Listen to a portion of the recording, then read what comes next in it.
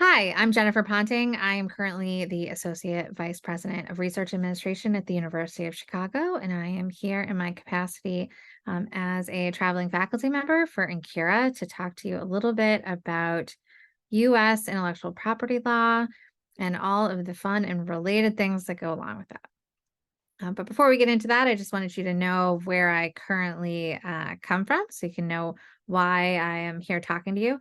The University of Chicago sits right in the middle of the United States, and it was established in 1890 by John D. Rockefeller. We have over 2,300 full-time faculty members, over 10,000 graduate students, and an undergraduate population of about 6,800 people. We also manage the Argonne National Laboratory as well as the Fermi National Accelerator Laboratory. Both of those are national labs that are run and managed by the US Department of Energy.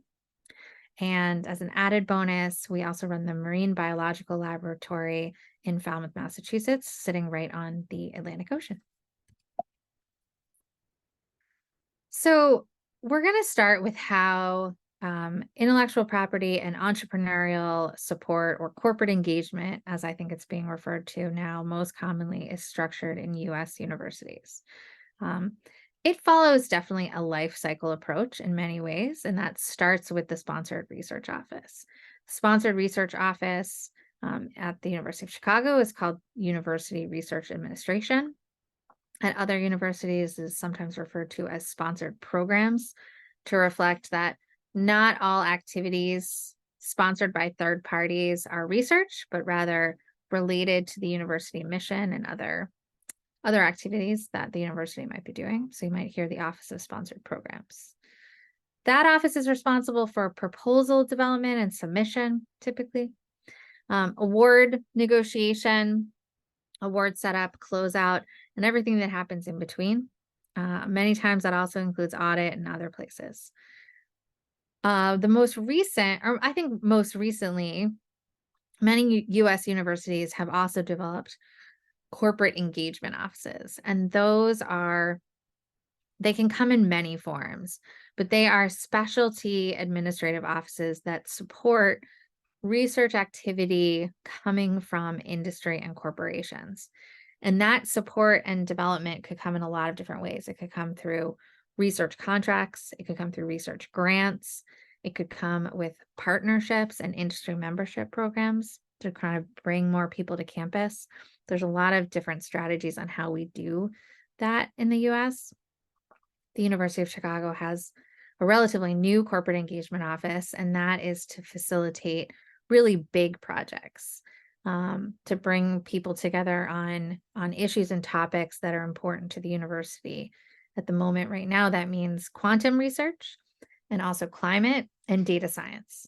And so our corporate engagement office kind of looks at the partners across the industry spectrum and also community engagement as well, and brings those people to campus to work with our researchers to develop those areas. Both of those offices, the two at the top, are really to get research in the door. And the next two offices, the technology transfer office or the licensing office, are the two groups that take the stuff that comes as a result of the research. We have, as a university community, we have an interest in getting our inventions and the outputs of our research out into the world. And so we do that through our technology licensing office. Similar to how our corporate engagement office is focused on fostering relationships at the beginning on certain areas, incubators and accelerators do the same thing on the back end. We also have a quantum accelerator. We have a small business accelerator. We have support to get small businesses or early stage inventions off the ground from our university community, and also a lot of times the geographic community in which we sit. Columbia University in New York City was one of the first institutes to really do this. They encouraged and had open office hours for people in the community who could bring their startup ideas to the office to talk to people about licensing and patenting and ideas and like what that looked like going forward. And that model has been recreated in a couple different places and has really had this incubator and accelerator model take off. Finally, there's two other offices that, support entrepreneurial activity. One is the Global Engagement Office, and you might think, well, a global engagement office may not necessarily support entrepreneurial activities, but with the increasing globalization of our world, very much so global offices, which help manage campuses and outreach activities and on the ground research activities all throughout the US and the world, are taking um, a bigger involvement in kind of growing not just a research base or a student base, but also tech transfer and licensing activities and partnerships moving forward. And finally, a federal relations office, that is the group that supports universities on the Hill in Washington, basically does a lot of lobbying on behalf of the university mission and focus, make sure that money remains available for research, and also then available for our partners. The small SBIR programs and STTR programs that come out of the federal government are a really good example of joint initiatives by the university and corporate communities in the US to support early stage startup activity. When you put this all together, kind of gets you from point A to point B. It takes the greatness of the research and the faculty and researchers that are doing that work at US institutions, and it gives them the infrastructure to kind of move their inventions and their ideas to fruition and out into the marketplace. And that not only helps them as researchers, but it also supports the mission of the university, which is to support public policy, to support our community, and to get the benefit out to those around us. So that all sounds so great. We got it locked in, and you're probably sitting out there and thinking, well, that's not my experience at all. Working with US universities is extremely difficult. It's extremely cumbersome. I never know who to talk to, and everything takes forever. So I always put this, this little graphic up because it does sometimes feel like when you're negotiating any sort of contract from a university standpoint, this is how it feels, that you just kind of lob back and forth and no one ever can make any changes, and no one can explain why the changes that they've denied can't come to fruition. So I'm going to try to shed a little bit of light on some of those issues from the US perspective in hopes that we can break down some of these barriers. And if not, you can always give me a call. So we're going to start kind of at the beginning of that list of the offices, that because we have to start somewhere, and oftentimes supporting collaboration and partnership to get to either a licensing agreement or some kind of startup, like starts at the negotiation table. Whether or not you're negotiating a research agreement or a partnership agreement, or whether or not you actually already have an invention and you're doing a licensing agreement, it all starts across the table from one another. And because, those negotiations can be global, we run into some challenges about how our law and policy and culture kind of impact the terms and conditions that we're willing and commonly accept. Common negotiation challenges typically when you're at the research agreement stage are, as you see on the screen. IP is always the top one, but then we run into issues around confidentiality, indemnification. Some universities in the US are very persnickety about their use of name. And then, of course, there's governing law and the application of that law, as well as the importance of publication. And I put authorized representatives at the bottom because this is one of the things that's also important, is that faculty and researchers at US institutions typically are not authorized to sign on behalf of a university. So if you are out there having conversations with your peers or your colleagues who are PIs or they are researchers, you need to make sure that you bring in early as possible the administrative or leadership at the university who are able to actually make decisions and sign on behalf of the university. That it really should be at the top of the list because that can save you a whole lot of time.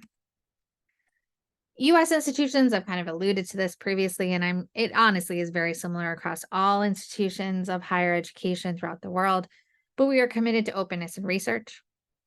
That means freedom of access to the data, the processes, and the final results, and also access by individuals, right? We don't like to exclude any of our students or members of the university community from being able to participate in research.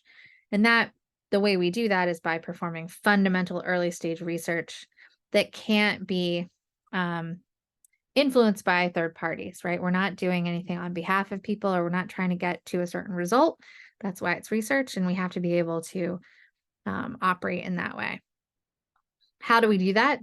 Well, we make sure that we don't allow any of our third-party sponsors to control the project, right? They can't tell us what to do or what we need, what the outcome needs to be.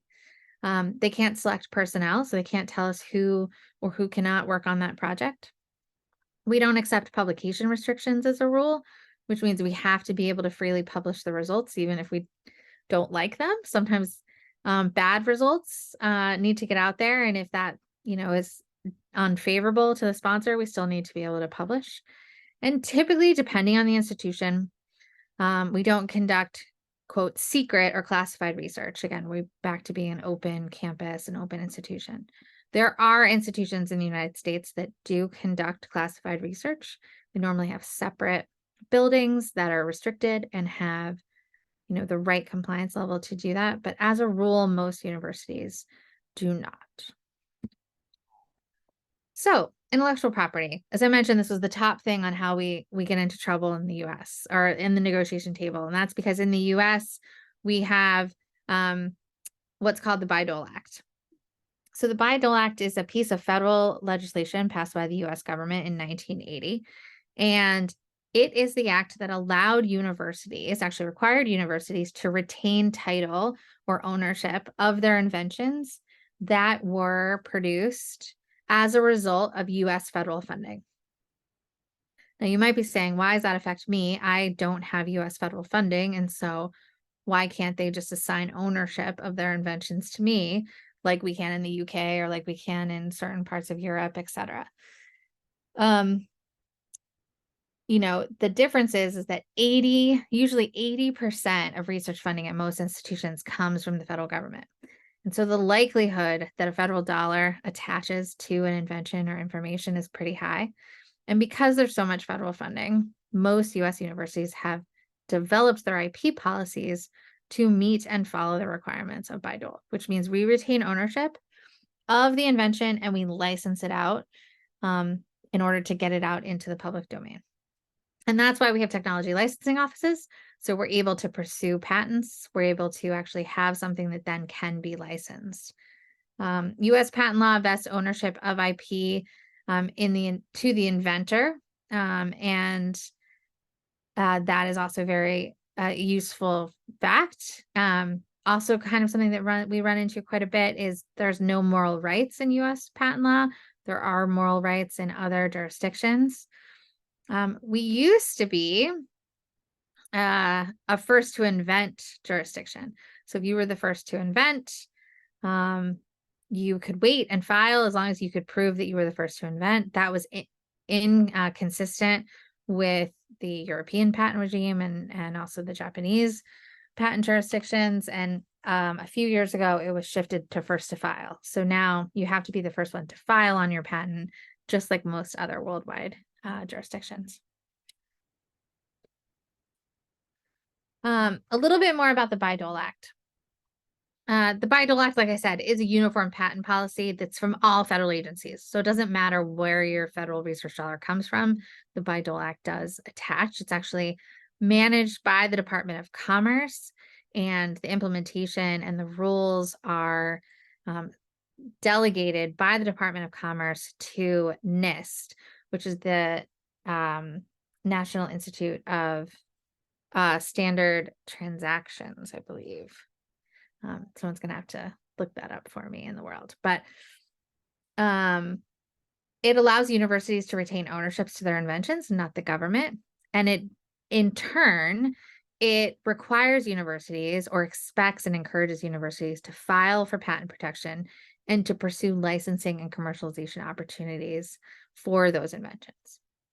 So previous to Bayh-Dole, the ownership went to the government. right? And that does happen in other federal funding models across the world.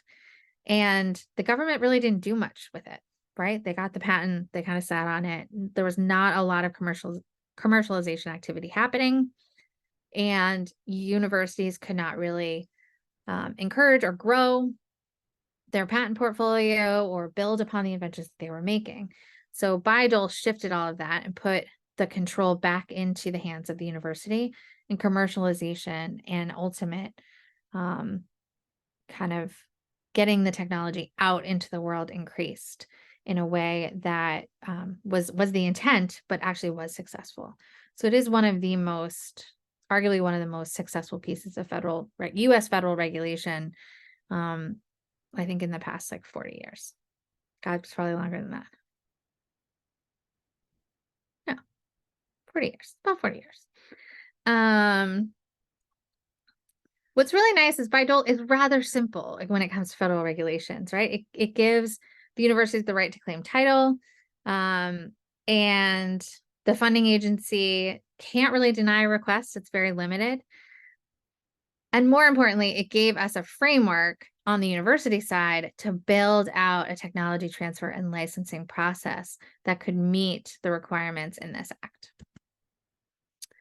So what did they do once Bayh-Dole was passed? U.S. universities grant license to patents, and they are not assigning title to anyone. So they are retaining title and ownership of these patents.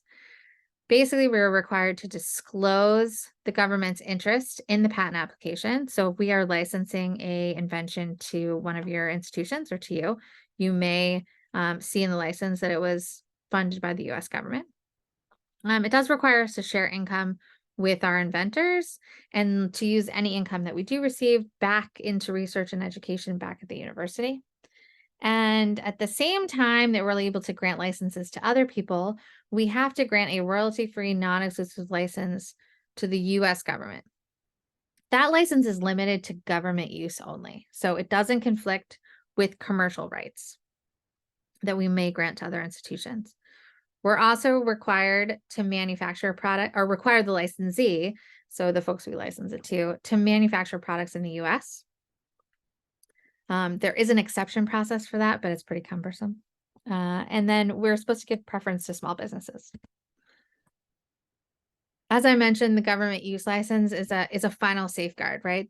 It makes sure that even though the U.S. government, when they put Bayh-Dole into place, said, we don't need this anymore, you get to go commercialize it, you get it out into the world, and you have these inventions used for better things, they do retain the right to walk in and grant a compulsory license in the public interest if the invention is not being practiced. So if the University of Chicago gets a license or has a license or has an invention and has not licensed it out, I'm going to start over. So if the University of Chicago has an invention and we are not doing anything with it, we're not licensing it to anyone, we're not trying to license it to anyone, but it does look like it's a useful and important thing for people to know about or have access to, the government or the agency that funded that original invention can exercise what's referred to as march-in rights. March-in rights would mean that they could come to the University of Chicago and say, you must license this to X or Y or Z so it can be out in the public domain or to be useful. Right now, you might be hearing, this is the crux of the argument about the use of march-in rights related to pharmaceutical drug pricing. So there's a big movement right now related to pharmaceutical drugs and the fact that most of those drugs are created using federal funds at some point in the drug pipeline, which if you are involved in biological research or drug research is a very long, long pipeline.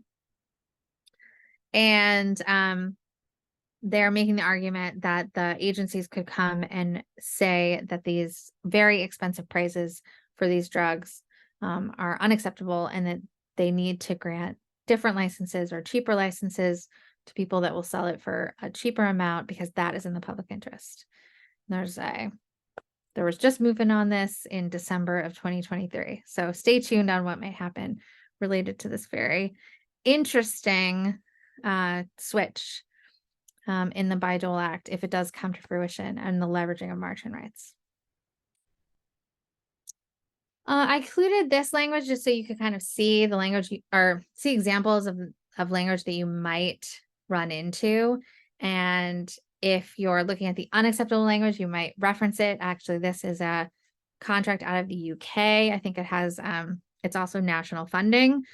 You know, it shows clearly the difference between the US perspective and a non-US perspective. And, you know, the clause on the right-hand side has all IP rights vesting in the crown. And I assume that there was probably national funding at the base of this. You know, if the shoe was on the other foot, the US government would not require any IP rights to vest in the US government. And that's because of Bayh-Dole. So those are the things we kind of have to navigate. Normally what we do is the way we get around the requirements of like ownership is licensing. So universities are able to grant automatic, non-exclusive royalty-free licenses for internal purposes. Some universities will grant non-exclusive royalty-free licenses, or NERFs as we refer to them sometimes, for commercial rights, and they might grant those automatically. And then normally they will also grant a option to elect a exclusive license for commercial rights. And it's that exclusive license that normally has royalty bearing clauses, etc.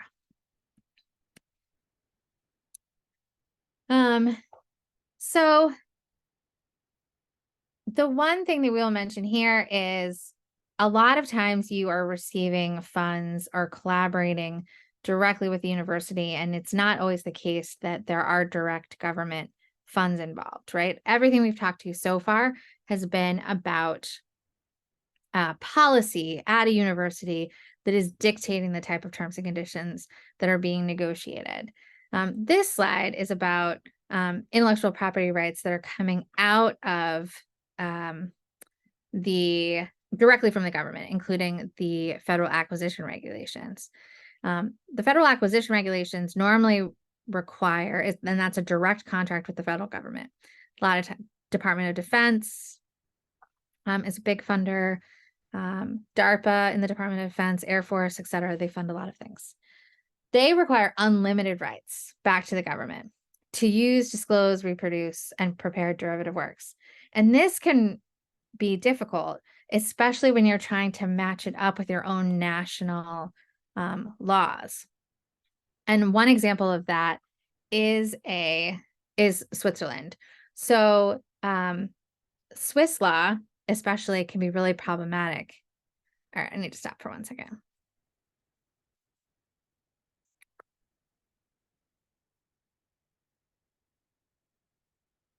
I don't know what this slide is saying. This slide? Yeah. It's Annika's slide. Annika's. I know it's Annika's slide. I realize that.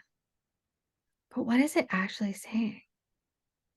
To have others prepare derivative work, potential exchange, third country through US may interfere with exploitation plan.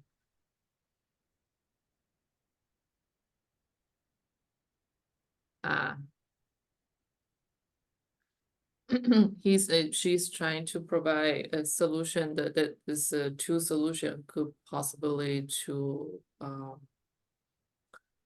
avoid export control issues. That there is export control license, export control exemption they can apply. So the technology is not subject to export control. It's a little complicated for them. We can just stop this one. We don't need to go through that one. If you want to. Yeah, I thought I understood it, and then I was like, I don't understand this.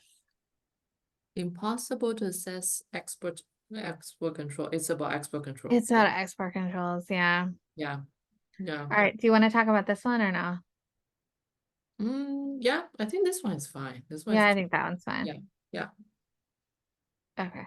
All right, so I'm just gonna start on this slide, and we can cut all of that out. What time is it? Oh, good, still time. Okay, so before we wrap everything up, I know I've given you a lot of information in a short amount of time. I wanted to talk about a little bit from the perspective of the European perspective. And that is usually when we are dealing with subcontract provisions between the US and a partner and a partner in either Europe or anywhere in the country, really. Oftentimes, you want to negotiate joint ownership between the main and the sub. And that's because as a subordee participating in this project or a partner on this project, you're bringing a lot of background IP, you're building up your own requirements and doing your own results. In a standard US federal subcontract, um, as a subordinate, if the University of Chicago is subbing to a European institution, the European institution will maintain access to all of the results that they create. So we do not ask for ownership of that. We ask just for a license back to meet our obligations to the prime awardee. We do need access to the results, access to data, information in order to do that. We don't claim ownership or IP rights in the stuff that you create by yourself. If we create it together, we expect joint ownership. And I always refer to that as the model is what's yours is yours, what's mine is mine, and what we do together is joint. It's really simple, but that's how the language can easily be structured in these situations. In EU projects, it's very similar. It's more specific about background IP and the exchange back and forth, but results and foreground intellectual property are typically owned by the individuals that create it. The DESCA model is a great example of that. It matches up really nicely to the FDP model in the US. And it allows both institutions on either side to figure out and advance what they're bringing to the table from forms of IP and how they're going to handle things going forward. And those standard clauses cut down on a lot of back and forth. Uh, the DESCA has been a great example of terms and conditions that can be agreed to on both sides of the Atlantic. And the FDP template is also a really good example of that on how you move forward without too much friction when you're collaborating and know in advance that you're going to maintain control and ownership over the intellectual property and data that you create. And so that's it for me. This is my contact information if you have any questions about anything we chatted about. Otherwise, I hope to see you all soon.